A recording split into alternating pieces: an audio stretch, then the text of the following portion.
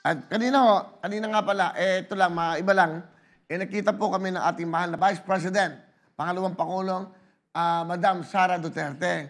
May napag-usapan po kami at ito tungkol po sa ating mga dakilang OFWs.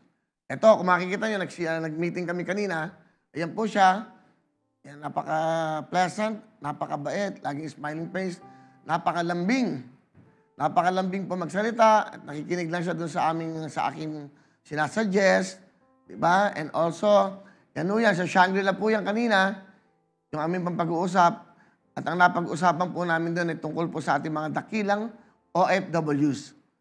At sa talagang dumudugo ang puso, pag may nadidinig siyang may mga nagbubuwis ng buhay, pag mayroong mga kababayan natin na naghihirap sa ibang bansa, isipin nyo, mahirap na ang buhay natin dito. Pagpunta pa nila sa ibang bansa, hihirap pa. Yung kaming dalawa po yung meeting with yung kanyang mga staff dyan. At ang pinag-uusapan po namin kung paano mapapasaya ang ating mga dakilang OFWs sa abroad. So may sinadjust ako sa kanya.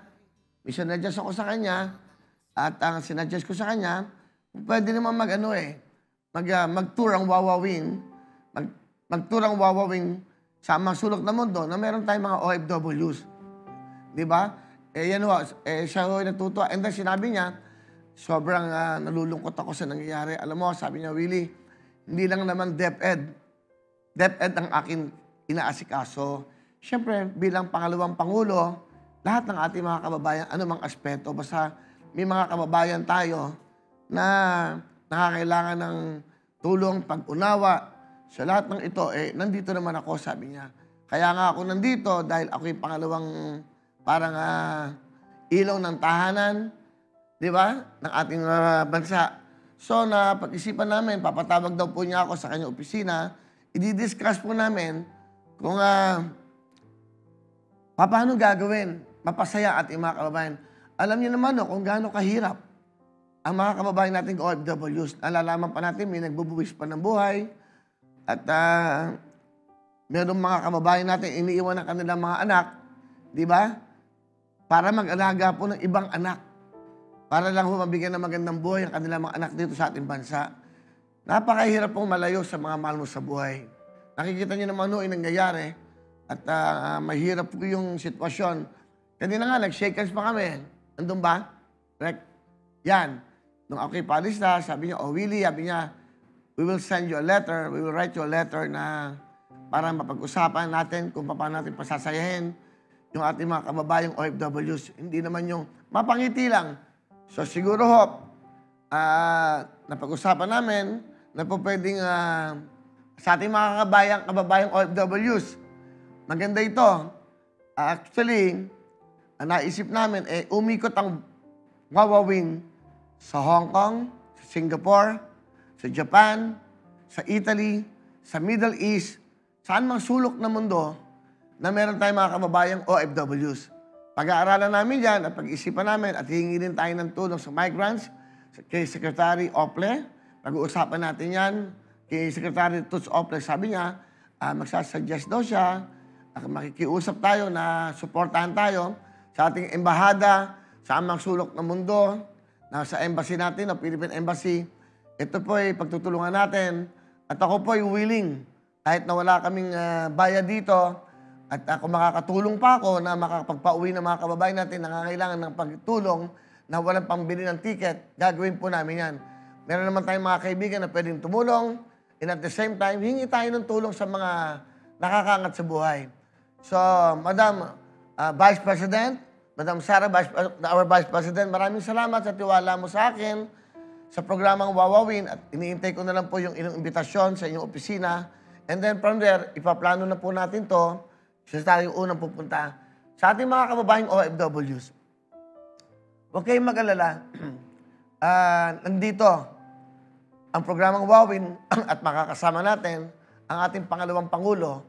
Hindi lang siya sa DepEd, siya ating pangalawang Pangulo ng Bansang Pilipinas. So lahat, concern niya yan. Sa ating mga kababayan. Kung nangangailangan ng tulong, kung nangangailangan ng kalinga, at nangangailangan, di ba, ng haplos na pagmamahal sa ating mga kababayan ng OFWs, di ba, nandito na. Sinisimulan na namin At hopefully by next week, makapagplano na kami, makapag-meeting kung saan kami unang pupunta. Sa ating mga dakilang OFWs, huwag kayong magalala. Kahit isang araw lang tayo magsama. Di ba? Hihingi ako ng bahay. Kay former Senate President, makapagparapol doon, kung makapagbibigay ng house and lot. Tapos maglalaro tayo dyan. Makita lang namin yung ngiti nyo sa isang araw na yon. Makita lang namin yung sayaw nyo, saya nyo, at aalamin namin kung ano yung day off nyo. At kung kailan kayo magde-day off, doon tayo magkakaroon ng wawawin. Ito po, puso para sa ating mga dakilang OFWs. Ilang gabing tulog na lang, nandyan na kami.